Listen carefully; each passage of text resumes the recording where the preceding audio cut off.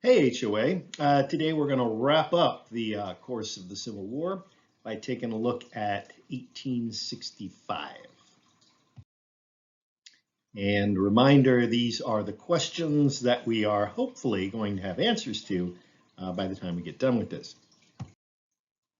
Okay, at the start of 1865, things are really looking bleak for the southern states.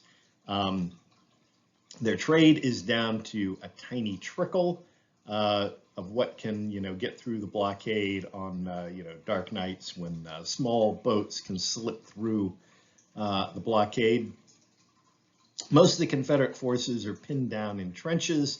They're no longer able to maneuver. They are vastly outnumbered, partly because of casualties and partly because of desertions. More and more Confederate soldiers can see which way the wind is blowing. They're getting letters from home about, how their families are hungry and the farm is going to rack and ruin, and they just in the dark of the night leave. And there's no real prospect at this point for anything that could be defined as victory for the Confederate States of America. But there's still they're still holding out. The senior leadership is not willing to give. And I think a lot of that has to do with what they're facing. The prospect of what they think they're facing is, something akin to total annihilation. And that, doesn't make you eager to put down your weapons.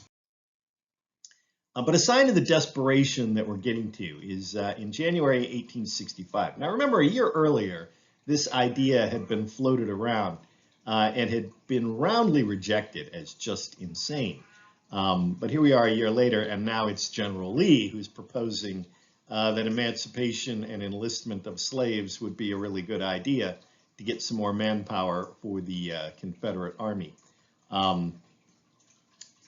That's Lee obviously sees that, his options are rapidly declining. About the same time, Missouri, another border state, is going to abolish slavery on its own. They can see which way the wind is blowing and want to get out ahead of it. Because Congress in January is going to pass, finally, the 13th Amendment. And the text of it is right there. Slavery is no longer going to be legal anywhere in the United States. Now you say, well, why do we need a 13th Amendment? We already had an Emancipation Proclamation. Nobody was really sure if the wartime emancipation was entirely going to hold up as a peacetime measure. And just to sort of make sure that there's no question and no doubt, they want to write it into the Constitution. So Congress approves it, it goes off to the states. Now this is where it gets tricky, because if you remember your civics class, 3/4 of the states are going to have to ratify this amendment. And that means that the northern states all by themselves can't do this, at least not according to Lincoln's interpretation that the states never left the Union. The Confederate states, at least some of them, are going to have to sign on to this thing to make it official. And so there's going to be a lot of persuasion addressed to those states to get them on board with this. And some of that is going to happen at the Hampton Roads Conference. This is really the only time during the war where Lincoln is going to actually sit down with officials of the Confederate government and discuss a settlement. Now this gets very tricky. The original idea had been floated. Lincoln's postmaster general had friends on both sides, and he kind of wanted to get something together and, can we end the war? But you've still got this fundamental problem that the two sides have totally irreconcilable objectives. Jefferson Davis signs off on his vice president, Alexander Stephens, attending this meeting, but he's under, firm instructions The one thing that you can't agree to is you can't agree to give up on the independence of the Confederate States of America. You have to insist that we are a separate country. And the one thing Lincoln is absolutely positively not going to do is to do that. In fact, when Davis sends a letter to Lincoln, he says, we are willing to meet as, two countries discussing our differences. And Lincoln says, well, I'm willing to meet as the president of the country, talking to people who want to reunite the Union. And they kind of paper over some things. Technically, Lincoln and Seward are not recognizing Stevens as the vice president of the Confederate States of America, which doesn't exist.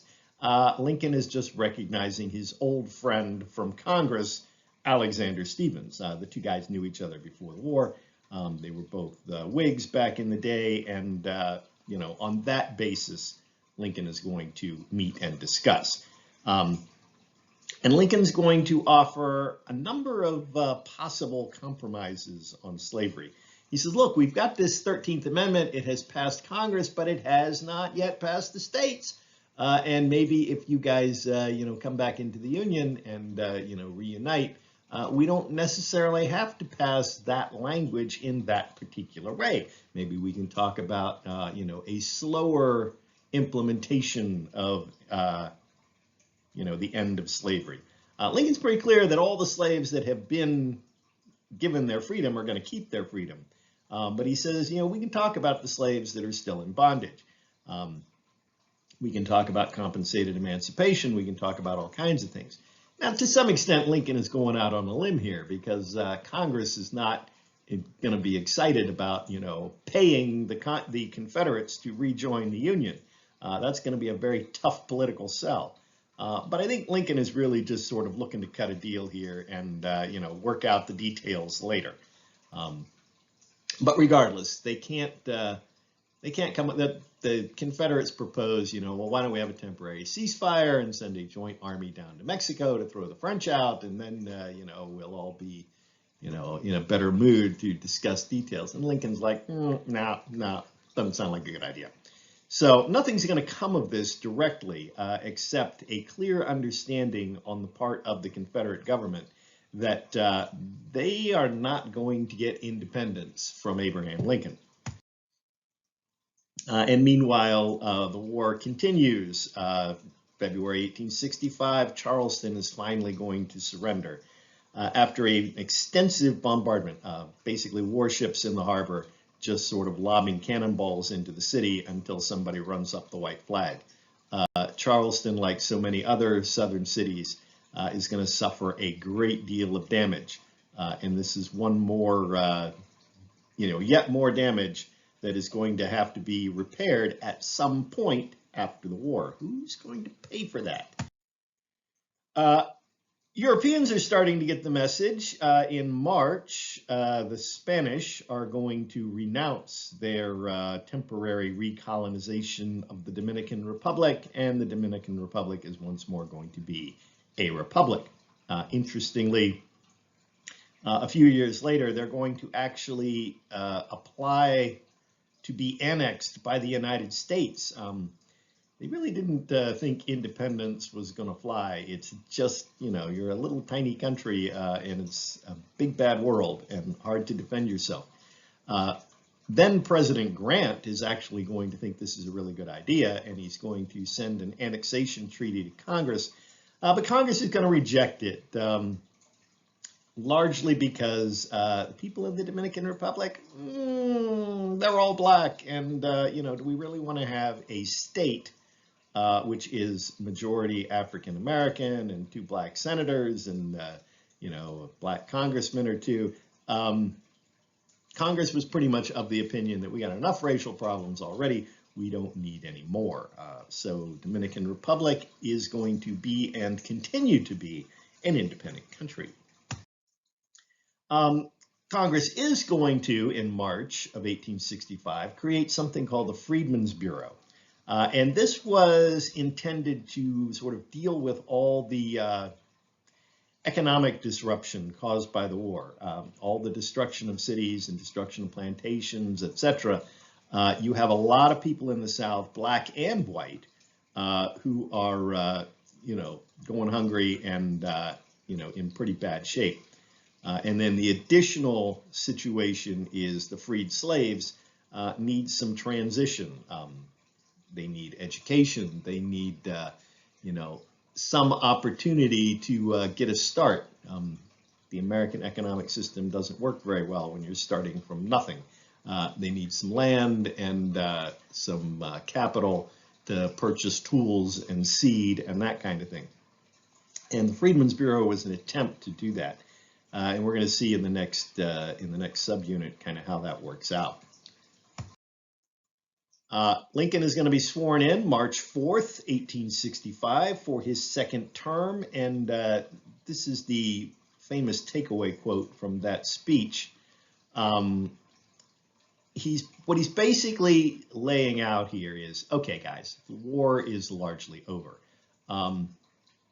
And what we had a really hard war. We had, total war in 1864 and continuing in 1865. There's been a lot of death and a lot of destruction.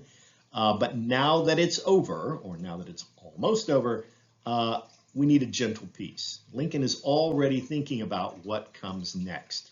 What he doesn't want is he doesn't want the entire population of the South to be, sort of resentful, conquered people who are just itching for a chance to, restart the war. He's trying to put the country back together in something that's going to be stable and sustainable. And he's also thinking about the Republican Party. I mean, like I said before, the Republican Party no longer has a unifying issue. Spread of slavery to the territory, done, finished, solved. So what holds the Republicans together? And more importantly, how are they going to appeal to Southerners to maybe be a part of this party and, join hands going forward? And that's going to turn out to be a really, really tough problem, but it's not going to be Lincoln's problem. Things are getting really rough in Richmond, and at basically one of the last things the Confederate government is going to do before it shuts down is the Confederate Congress is in fact going to pass the Enlistment and Emancipation Law, and Jefferson Davis is going to sign it.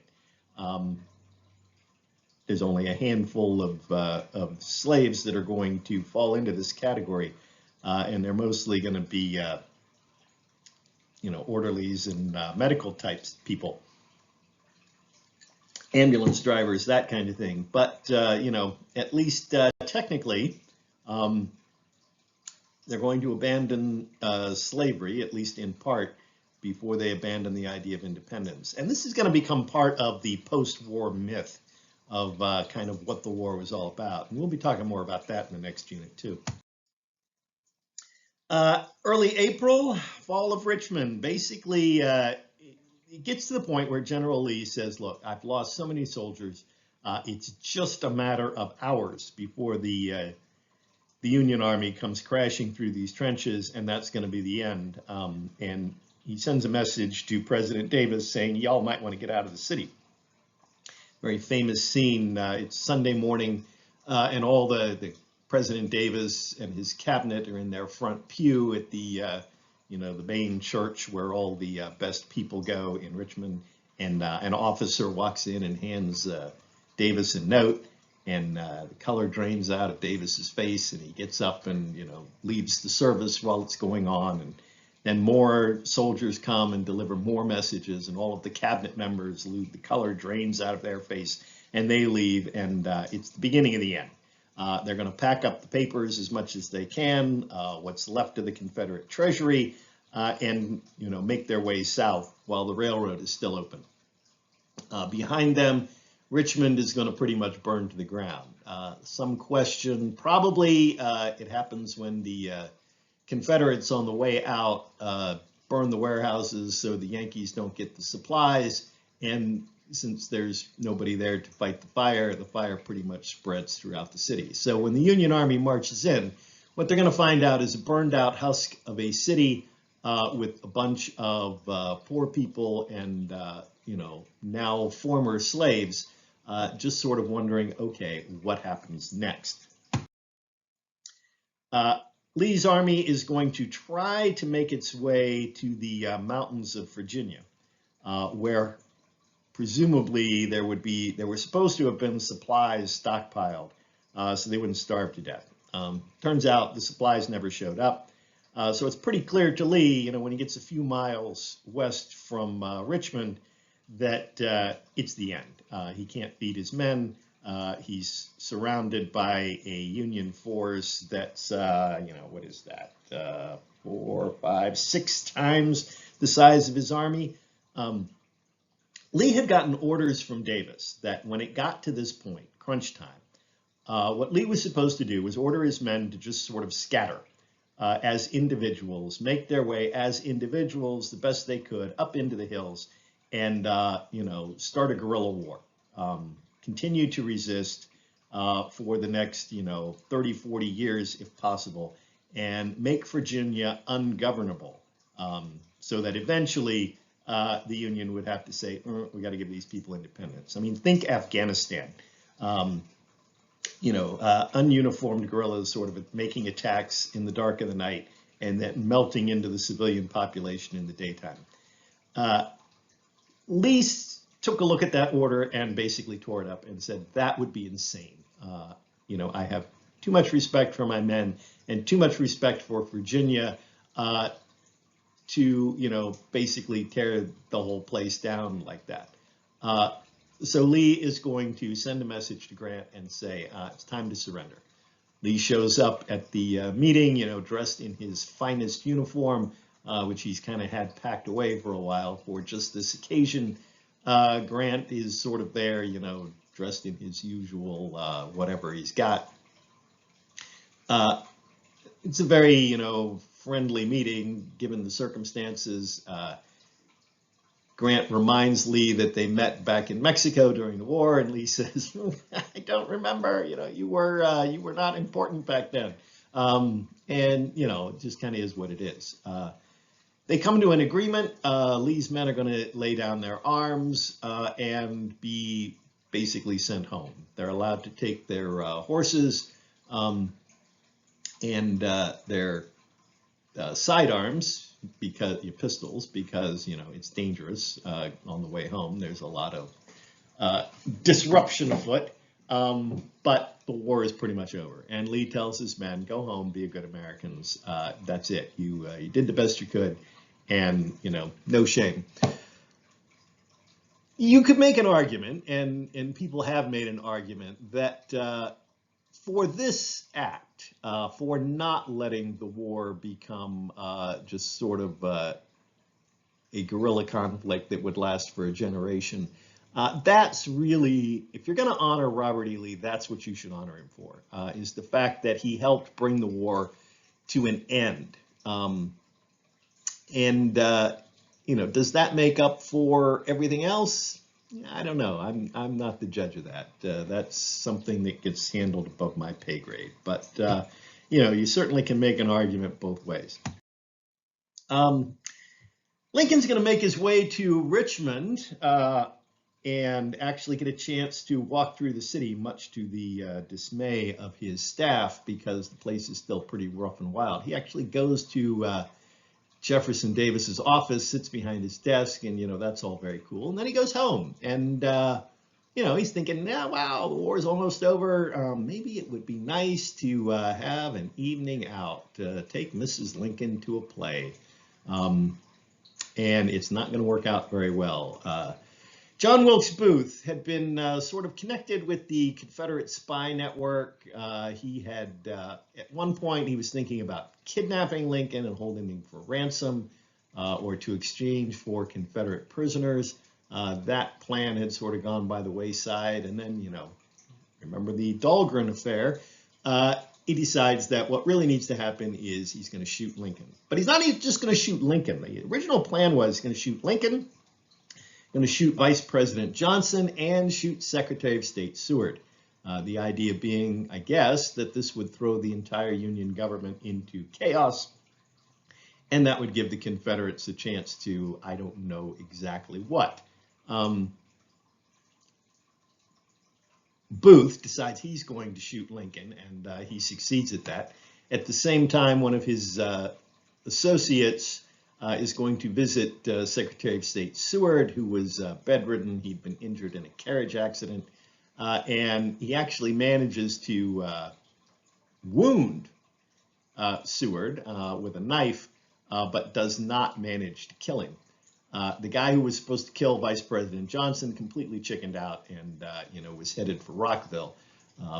So when Lincoln dies, Johnson, the war Democrat from Tennessee, is going to become the new president, and that is not going to be well received by the Republican Party. A few weeks later, the second large Confederate army, General Johnston's army down in Georgia, is going to surrender, and that's pretty much the end of the war in the East. Davis is going to be captured about that time. He was trying to get from Georgia to Texas, which of course with the railroad cut off was going to be a dicey operation. He gets captured in Georgia. The story is when they caught him, he was wearing his wife's shawl because it was cold out. And that story got sort of blown up into a propaganda tale about how President Davis was disguised as a woman. And, there's images like this one here of Davis in a dress fleeing from Union soldiers. It's just kind of, adding insult to injury. Davis is jailed. There was some talk about, trying him for treason and hanging him. Nobody really wanted to do that. Nobody in particular wanted to give him a chance to have a trial because they weren't entirely sure that the courts would agree that secession was unconstitutional. So, rather than raise all those issues, after about 2 years, Davis gets pardoned. Davis didn't want pardon. Davis wanted his trial. He wanted his, opportunity to be a martyr, and he didn't get it. And he became, a bitter old man. Wrote an autobiography, which is basically Why I Was Right and They Were Wrong by Jefferson Davis. Eventually, very late in life, he kind of gave up and, reconciled himself to the reunion of the Union, but took him a while.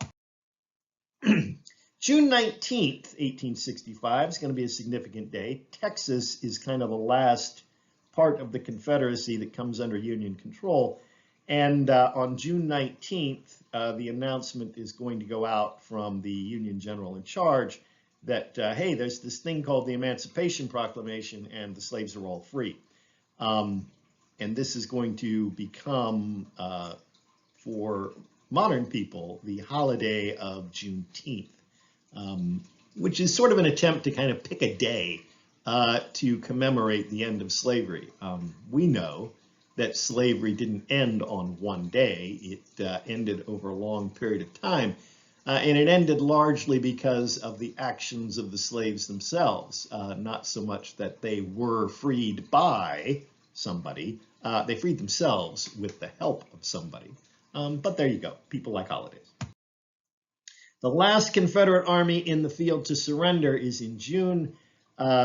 Confederate General Stand Watie, who was the commander of Cherokee Cavalry. You say, whoa, wait a minute. Indians, why the heck are the Indians fighting for the South? And you got to remember the Cherokee had a troubled history with the United States. And when the opportunity came to potentially free themselves from the United States, at least some of the Cherokee cast their lot with the Confederacy.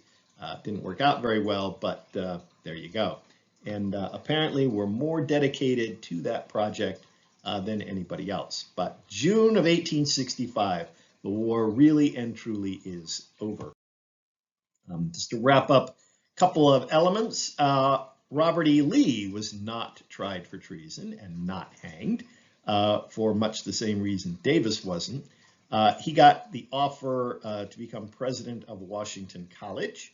And after his death, they renamed it to Washington and Lee College, now Washington and Lee University. So he's going to be okay. 13th Amendment is ultimately going to be ratified by the end of 1865 with votes from former Confederate states.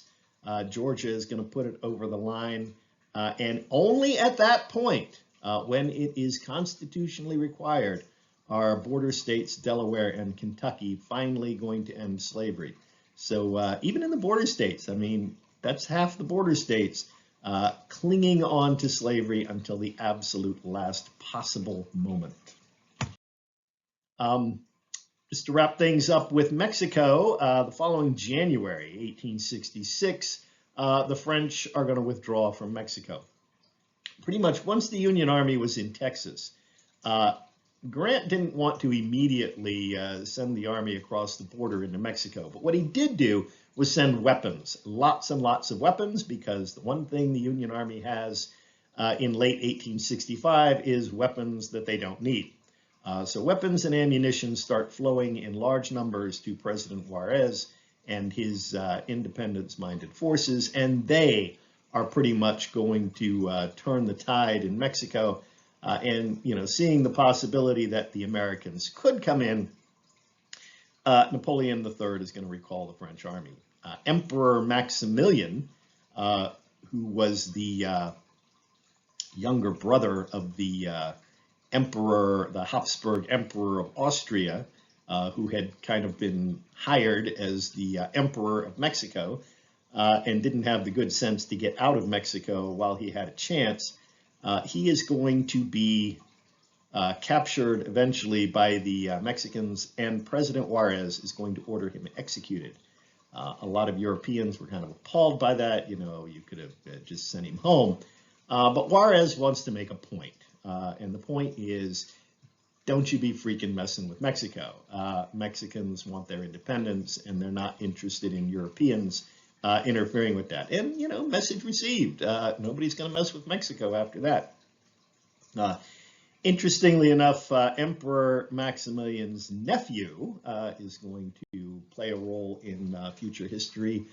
He's the Archduke Franz Ferdinand, and I'm sure you all know who he's going to be. Interesting family. And for the British, this is also going to have some impact. In June of 1867, a few years after the war is over, Britain is going to unite its North American colonies and create the Canadian Confederation, which is the beginnings of what we know as modern Canada. Prior to that, the individual Canadian provinces were separate colonies. And what they're doing is creating a federal parliament and giving it control over internal matters. The only thing, after 1867, the only thing the British are deciding is foreign policy and military policy. And what they're really thinking about is a couple of things. They don't want the Canadians to be thinking they need to declare independence or become part of the United States. They're very mindful of the fact that the United States was able to put in the field in about 18 months an army of 1 million soldiers, which is, put it in perspective, I mean, at that time, that is larger than all of the armies of Europe combined.